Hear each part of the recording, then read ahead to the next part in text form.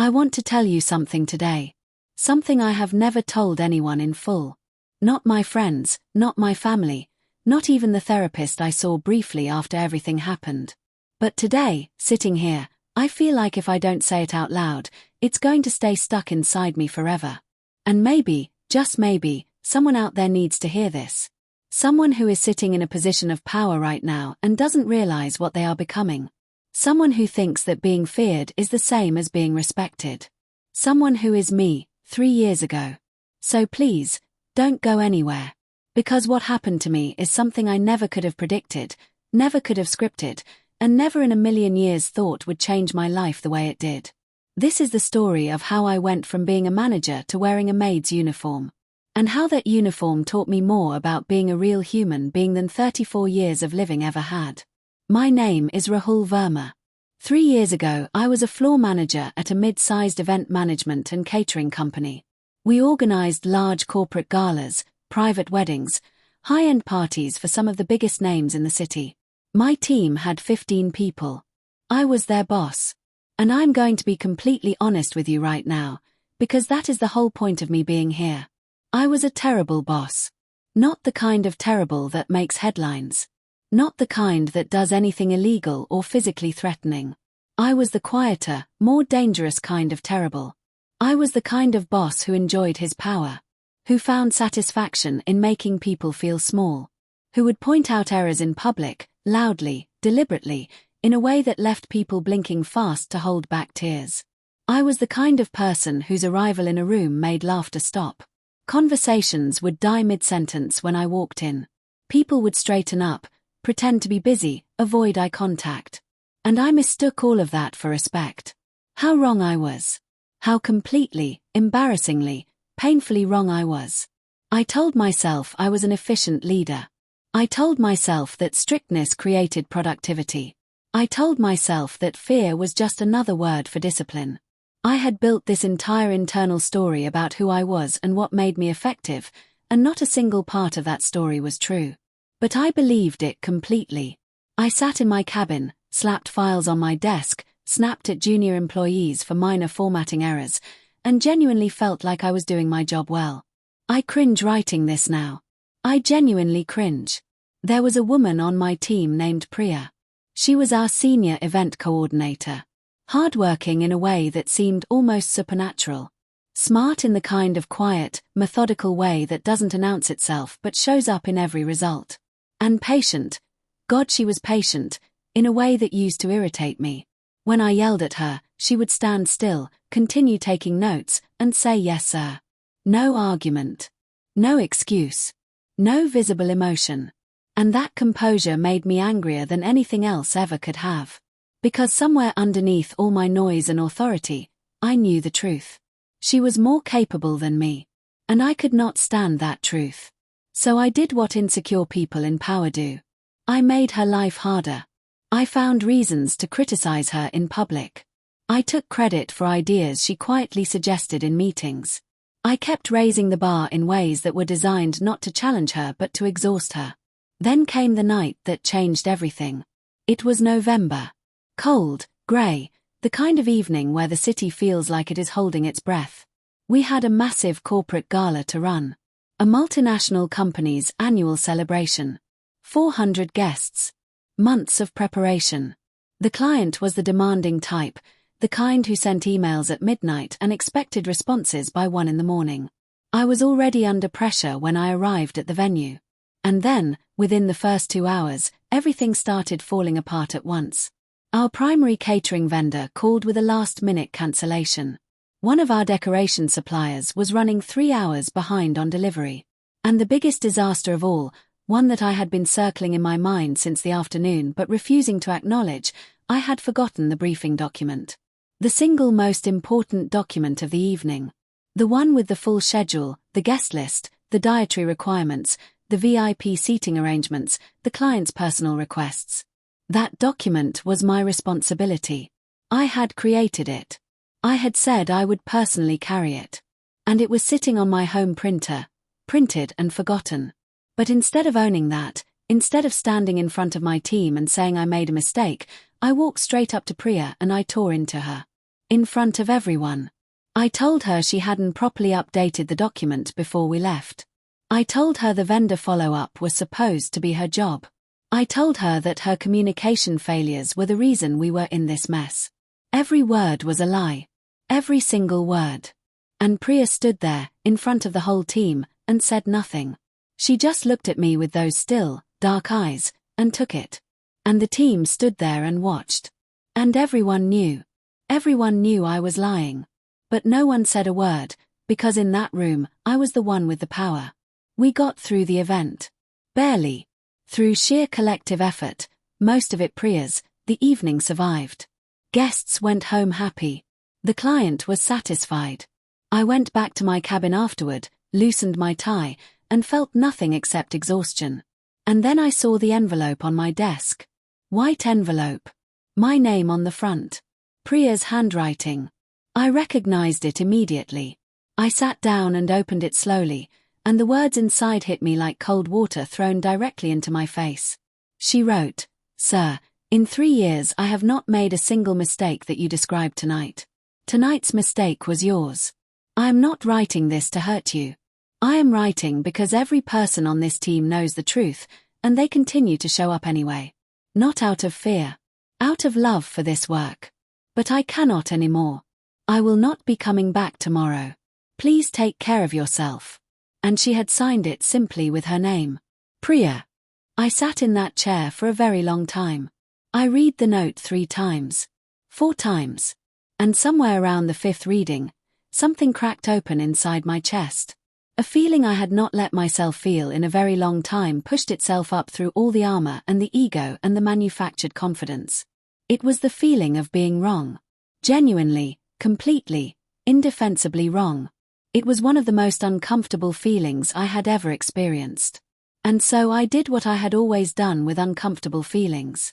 I packed it away, went home, and told myself it would be fine in the morning. It was not fine in the morning. Priya didn't come in. The team moved through the day like people walking carefully around broken glass. 3 days later, I was called into a meeting with upper management. The HR head was there. A senior executive named Vikram, who was the company's co-founder, was there. They asked me what happened at the event. I gave them my version. Colored, defensive, carefully worded to place the blame as far from me as possible. And then Vikram put a laptop on the table and turned it around so I could see the screen. CCTV footage. That night. No audio. But it didn't need audio. My body language was all the evidence anyone needed. The way I was pointing, the aggressive lean of my posture, the way Priya stood completely still like she was weathering a storm she had learned not to fight, the faces of the team around us, the discomfort written across every single one of them. It was all there. Undeniable. Unarguable. Mine. The HR head asked me one question. He said, "Rahul, is this the kind of leader you want to be?" I said nothing. I had nothing to say. Then Vikram spoke. He was the quiet type, the kind of man who spoke rarely and always meant every word. He said, "Rahul, we are not firing you. But we are giving you a choice. You can enroll in a mandatory leadership and sensitivity program, 3 months long, or you can submit your resignation.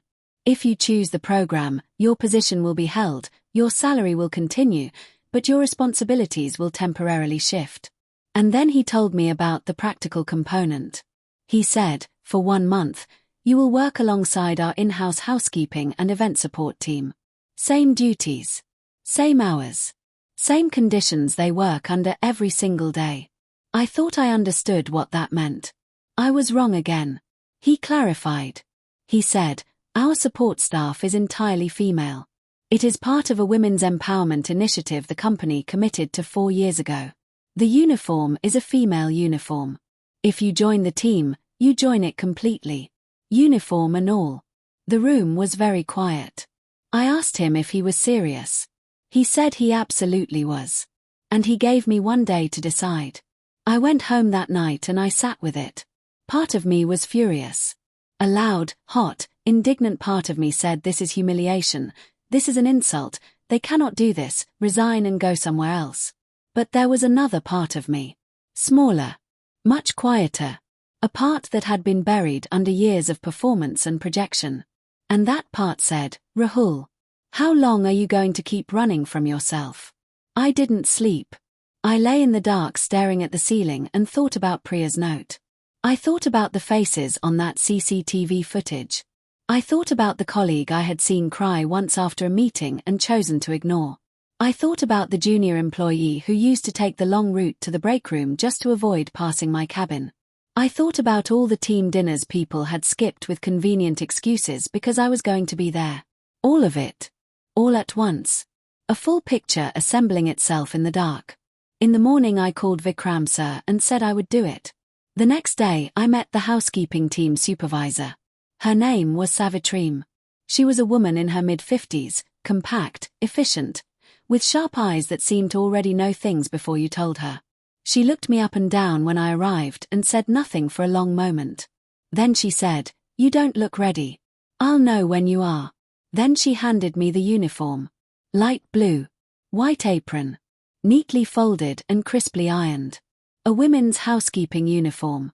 I took it from her the way you might take something that you are not sure is safe to touch. She pointed me toward the changing room and said, 5 minutes. Those 5 minutes were the longest 5 minutes of my life. I stood in that small changing room holding the uniform and looking at my own face in the mirror. 34 years old. 3 years as a manager.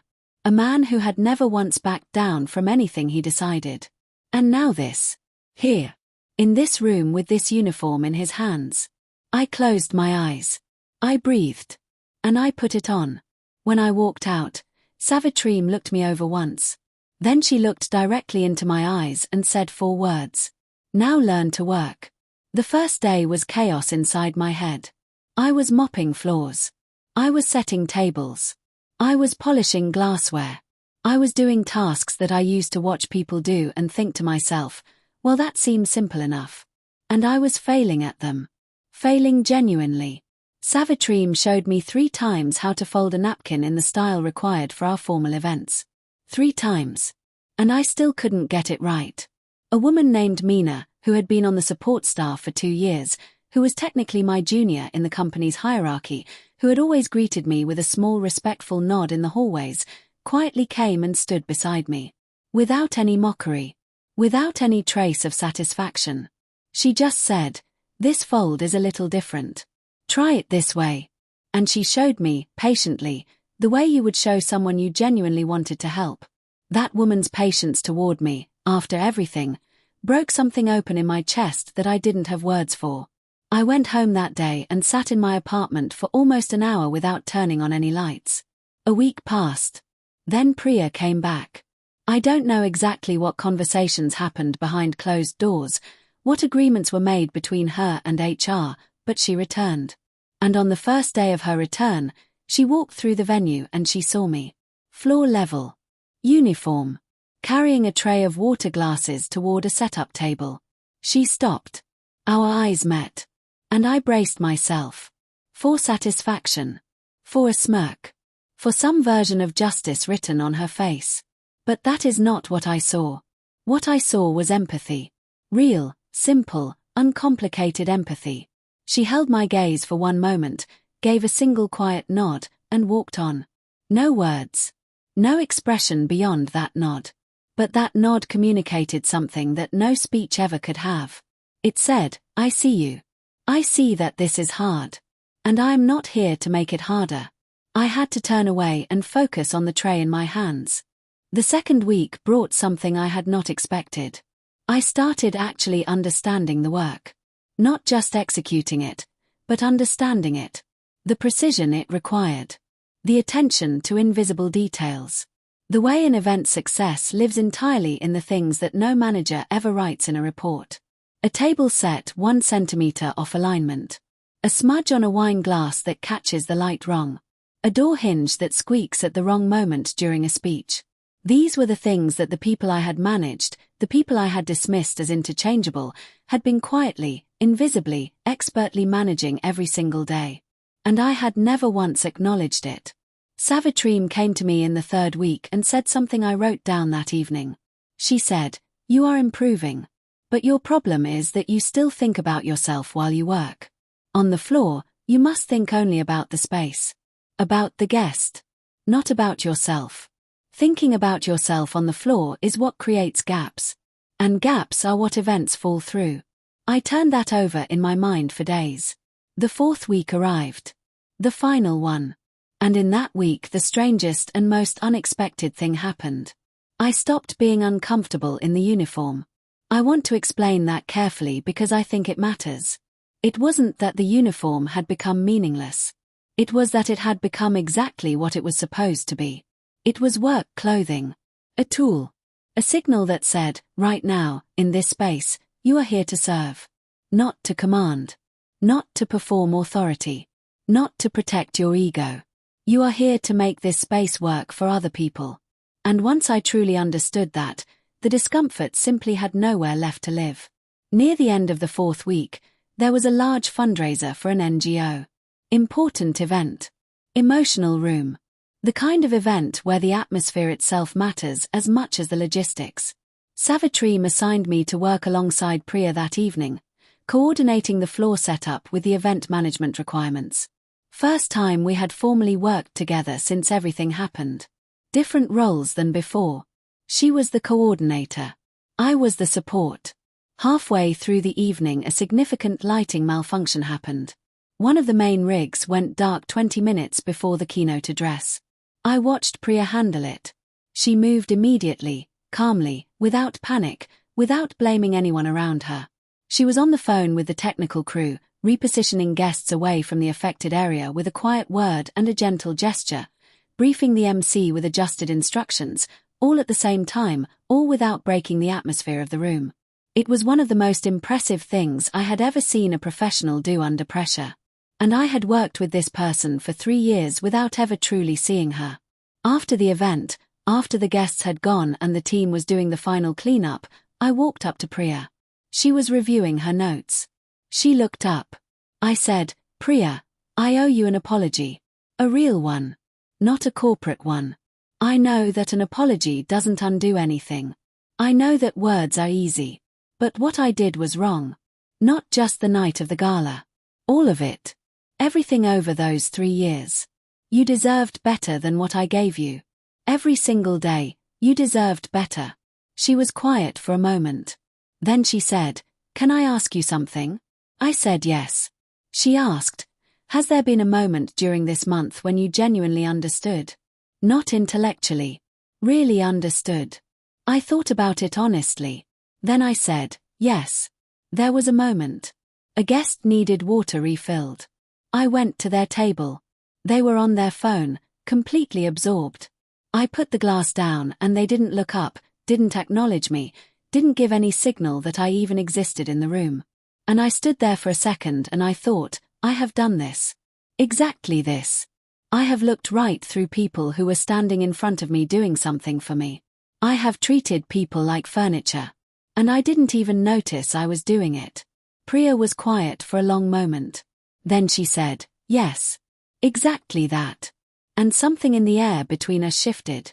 Not everything was fixed. You don't fix 3 years of damage in one conversation. But something real happened in that moment. An honest exchange between 2 people without any armor on. On my last day in the uniform, the team had a small informal tea gathering. Meena was there. The other women from the support staff were there. One of them said, Sir, on the first day you looked so uncomfortable even just standing in the hallway. But then one evening I saw you staying late to reset the East Hall properly when no one had asked you to and no one was watching. That was when I thought, okay, something is actually changing. That comment mattered more to me than any performance review I had ever received. I went back to my cabin, sat in my old chair, looked at my nameplate. And I noticed something. The thing that had always felt like proof of my identity, that title, that designation, it hadn't become meaningless. But its meaning had shifted. It was no longer a symbol of power I was owed. It was a responsibility I needed to earn. Every single day. From every person on my team. By showing up as a human being first and a manager second. Vikram sir called me into a brief meeting that evening. He asked how it went. I told him the truth. And then I told him that my first act returning to my role needed to be a public apology to the team. He didn't hesitate. He said, "The all-hands meeting is tomorrow morning. You'll have time." The next morning, in front of the whole company, I stood up and I spoke without a script. I said, I treated people on this team in ways that were wrong. I used my position to make people feel small instead of supported. I called out people in public for failures that were sometimes mine. I took credit I didn't deserve and assigned blame I had no right to assign. I am not standing here because HR told me to. I am standing here because I spent a month learning what it actually looks like to show up for people instead of over people.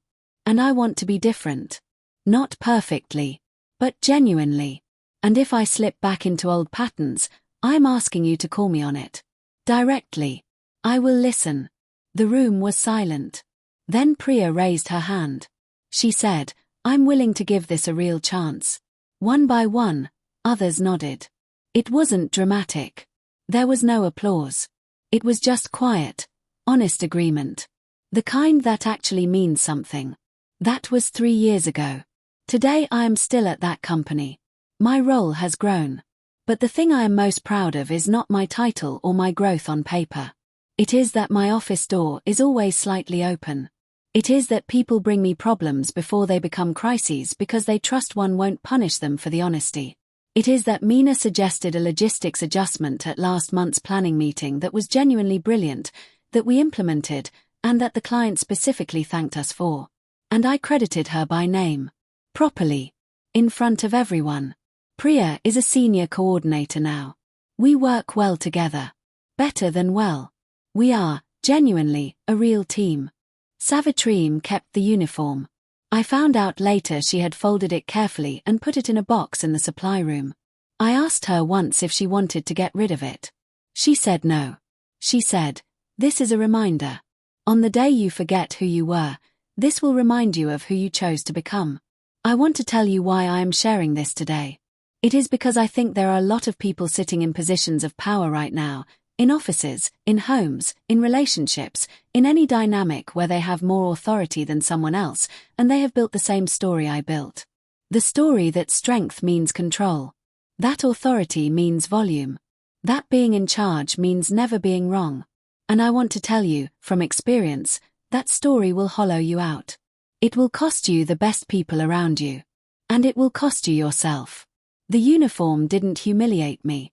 I had already done that to myself long before I ever put it on. What the uniform did was take away every label I had been hiding behind, and ask me to stand in a room as nothing but a human being. And once all the labels were gone, I had to face the truth of who I actually was without them. What I found was not comfortable. But it was real. And from that real place, for the first time in a very long time, I was able to actually grow. So if you are listening to this and something in it feels familiar, I am not here to judge you. I was you. I know exactly how convincing that story you're telling yourself is. I know how solid it feels from the inside. But I also know what is waiting on the other side of it if you are willing to let it go. Not weakness. Not defeat. Just the first honest breath you have taken in years. That uniform was the most unexpected gift I ever received. And I mean that with everything I have.